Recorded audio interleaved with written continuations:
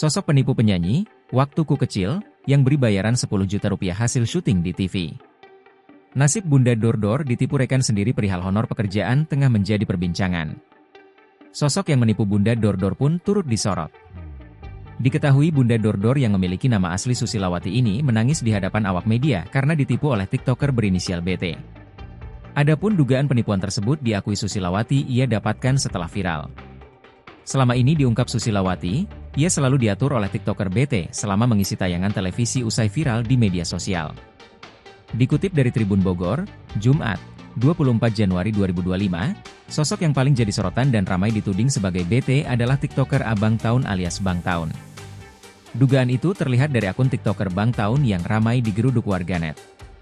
TikToker asal Lampung itu sering membuat konten jenaka sehingga bisa meraup pengikut berjumlah 289.000 di TikTok. Tak cuma itu, Bang Taun juga sempat membuat konten bersama anak Presiden ke-7 Jokowi, Kaesang Pangarep. Dalam kontennya pada 2024 lalu bersama Kaesang, Bang Taun berhasil menyita perhatian dengan jumlah penonton mencapai 1,8 juta. Sosoknya dituduh menipu Bunda Dordor. TikToker Bang Taun hingga kini belum memberikan klarifikasi. Dihubungi Tribun Bogor via pesan singkat, TikToker kenamaan itu belum memberikan respons. Kendati demikian, akun media sosial TikToknya telah ramai digeruduk warganet.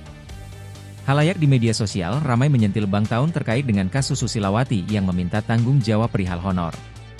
Sebelumnya, Susilawati mengurai curhatan pilu soal dugaan penipuan yang dialaminya.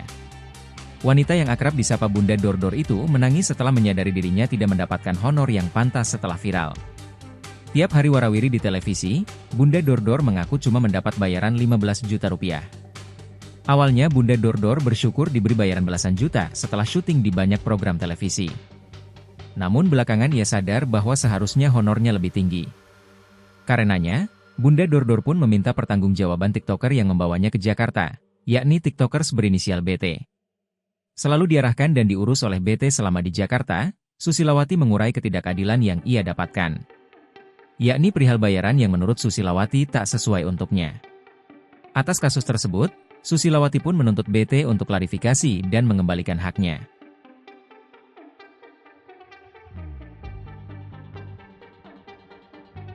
Download Tribun X sekarang, menghadirkan lokal menjadi Indonesia.